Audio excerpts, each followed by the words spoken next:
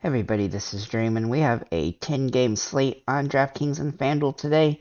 I do have some core plays. Before I get started, can you guys smash that like and subscribe button? It really does help the channel a lot. For pitchers, I have Rasmussen as a core play, and then Talese and Lowe as core plays here on DraftKings.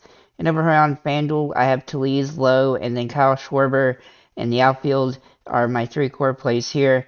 So let's go ahead and get into the slate, though. It's a really solid slate, I think. There's pretty good value as well. We do have some stackable teams today in Tampa Bay, Milwaukee, Philadelphia, and Chicago White Sox. They all have some utility here. So let's go ahead and get into my pitchers, though. First of all, we're going to look at Cortez for the Yankees. Now, he started the season with a pretty good start here against Philadelphia, who is a pretty good team, and Baltimore is also a pretty good team, though he has great metrics in this matchup. He tends to be streaky, but he has upside here. He had 3 great games versus Baltimore last season with 32, 27, and 42 fantasy points.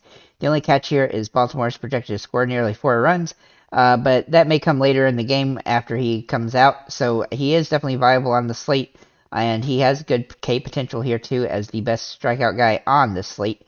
At least at this point. Rasmussen for Tampa Bay at $8,300 is also a good option here, and he's got a nice plus matchup against Oakland. He started the season pretty well so far, and he has good strikeouts potential. His floor should be around 15 to 20 fantasy points in this one. He is somewhat streaky player, but he does have some good upside in this matchup against a team that really shouldn't do too much against him here in this situation. And then Carrasco for the New York Mets. He's kind of a alternative option there. He's not a great option, but he's a decent one. He does feel overpriced, but he does have some value here. He has enough K rate to be viable, and Miami has been really rough to start the season. That also gives him some upside here, but I don't necessarily expect him to blank them, and he didn't have a good game in his first game against Milwaukee. Obviously, Milwaukee's a good team, but I do think he has some utility in this matchup.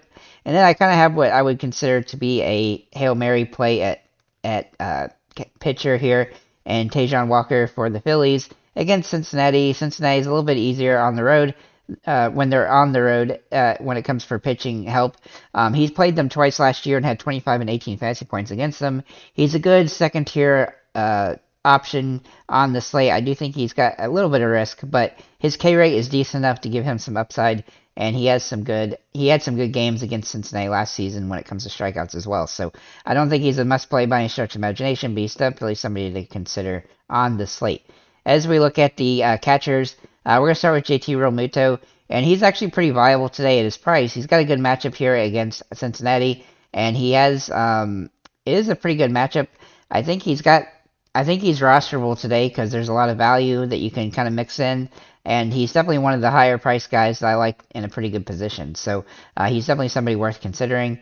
And if you want a value play at this position, Kyle Raleigh is the way to go here for Seattle. He's got a great matchup against Cleveland. He has good home run potential in this one, and it's just a good matchup for him in general. He hasn't hit a home run yet this season either, and I do think he is due at some point.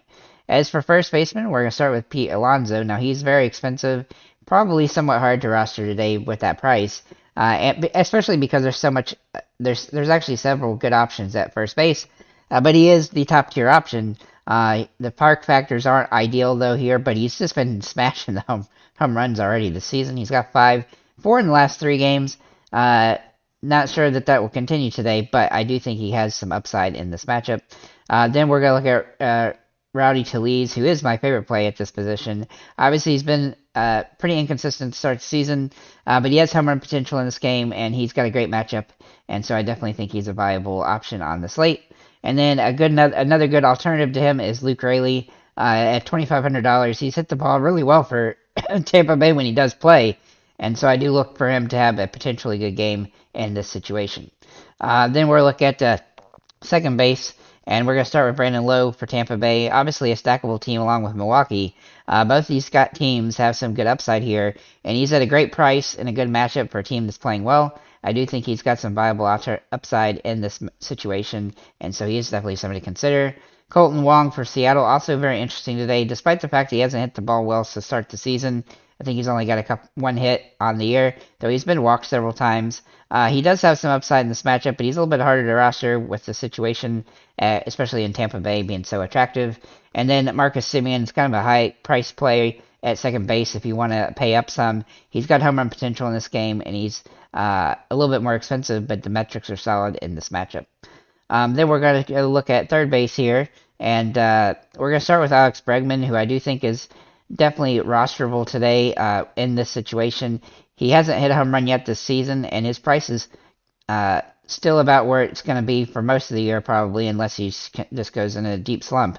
But he finally got some hits the last few games, and I think he's going to start playing better, and I expect him to have some potential to hit a home run in this matchup. I also like Paredes for Tampa Bay. Now, I originally had Diaz here, but he's not playing, and Paredes has hit the ball extremely well to start the season. He's had some ups and downs, and he doesn't play every day usually, but he does have some utility here. He's definitely somebody to consider on your roster, and he's a pretty good price as well. And then we'll look at Maton as a kind of a Hail Mary option for Detroit. The lefties for Detroit really have some good utility here. They're high risk, high reward, and he fits that bill pretty well as a guy that doesn't play every day but has some utility in this matchup. Then we're going to look at shortstop, and we're going to start with O'Neal Cruz. Now, he's very expensive over here on DraftKings. Makes him somewhat hard to roster, but he does have some upside, and he's been hitting the ball pretty well so far this season. He obviously is famous for being a very hard hitter, which gives him home run potential. Wander Franco also has some good utility in this matchup. He's hit the ball really well to start the year. He looks like a great option on the slate, and if you like the Tampa Bay slate, then he's definitely somebody that you want to try to fit in there. And then Willie Adames for Milwaukee. If you like that Milwaukee stack, then he's definitely the guy you want from Milwaukee when it comes to higher price guys. And he's hit the ball extremely well to start the year. He also has had a home run already, but he has good home run potential in this one as well. So he's definitely somebody I like. Let's go ahead and look into the outfield now. And we're going to start with Aaron Judge, obviously the super expensive guy. But he is viable on the slate. He is rosterable, especially with all the other value plays around, including at this position. And so, obviously, he's super expensive. He needs to hit a home run to pay off, but he does have that potential in this matchup.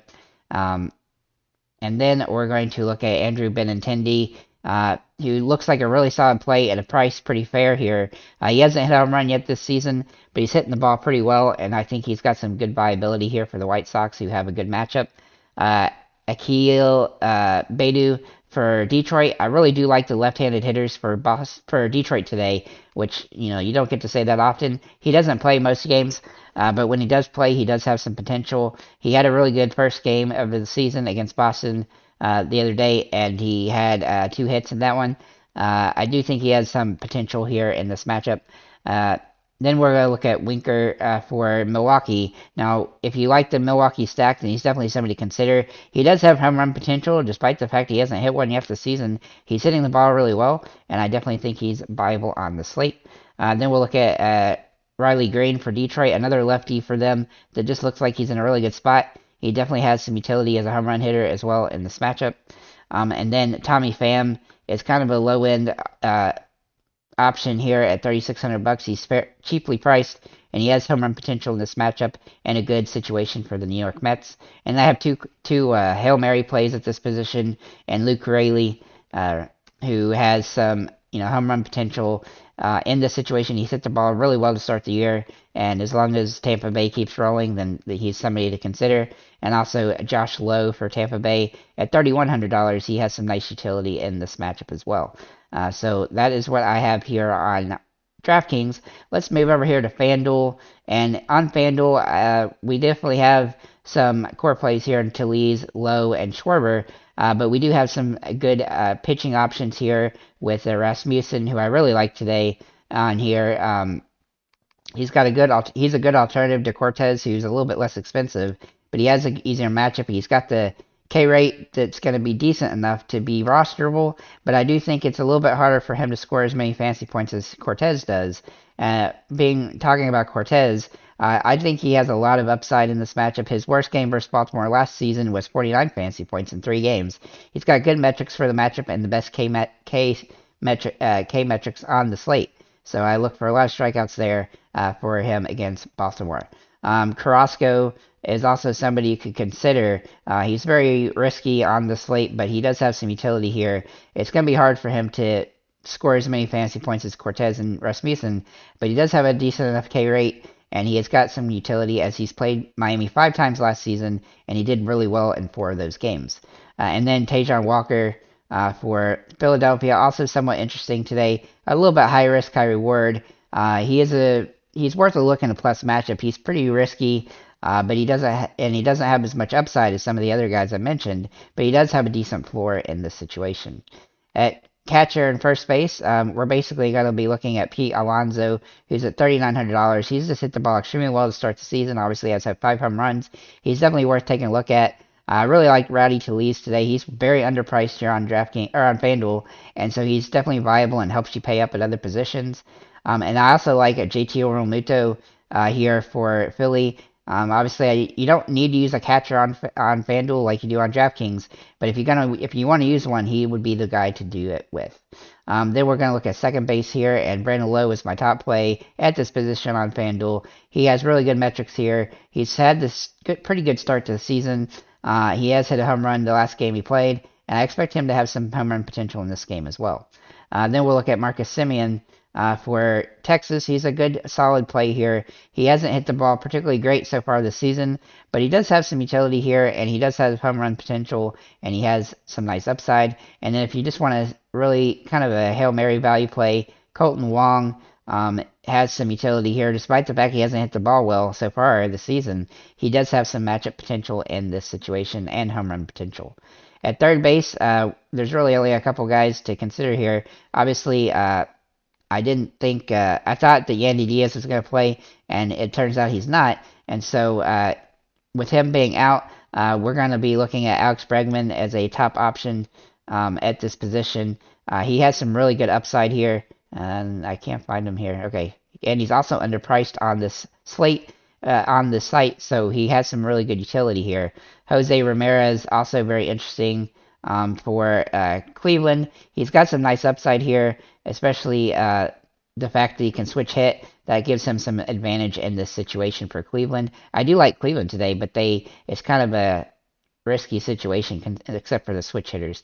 And then for Yoan Makeda for Chicago, he has some nice utility in this one as a good home run potential hitter. He's also hit the ball extremely well this season, so he's a good value play at this position as well if you want to move off of Bregman.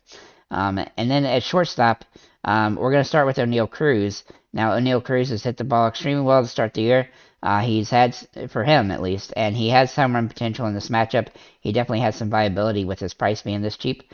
And then we're going to look at Corey Seager, who's a little bit less expensive, and he has some utility here as a good play, and he has some nice upside in this matchup.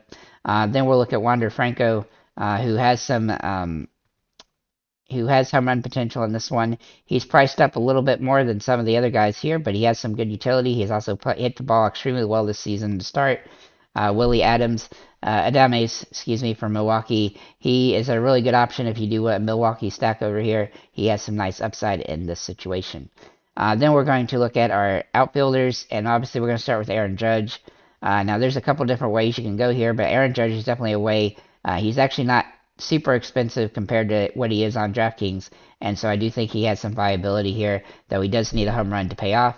Kyle Schwarber, also very interesting as a core play here on DraftKings or on FanDuel. He's overpriced on DraftKings, but underpriced on FanDuel. He's got some nice upside here, has home run potential. Hasn't hit the ball to great so far this season, but he does have that utility. Byron Buxton, also fairly priced here on FanDuel, and he has some good utility here. He's hit the ball pretty well to start the season with hits in every game but one, and he's scored fantasy points in every game as well. Christian Yelich is a cheaper option at $3,300. He has some nice utility here. Hasn't hit a home run yet this season. He doesn't particularly hit the ball great, but he does have some utility and plus matchups, and this is definitely one of them. Then Winker for Milwaukee also looks very good here. He's hit the ball to start the season really well. Hasn't had a home run yet, so he is somewhat due, and he is underpriced for his potential in this situation. Benintendi is also very good here for Chicago White Sox. I think he has some nice upside in this matchup, and he's had 3 straight games over 10 fantasy points, and he's been hitting the ball extremely well to start the year with only 1 game without a hit, and that gives him some nice utility here. He still hasn't hit a home run yet either, and that gives him some nice upside. I also like Riley Green. For Detroit, I like the lefties for Detroit today, and he's hit the ball so far pretty solid on the season. He's had a couple games where he didn't have a hit, but he also has some stolen base potential, which is nice, and he has some utility on this matchup. And then finally, last but not least, Giancarlo Stanton. He's priced down enough that with his home run potential and a good matchup, he has some nice upside. So with that said, guys, thank you for liking, commenting, subscribing. If you have any comments or questions, feel free to leave them below, and have a nice day, guys.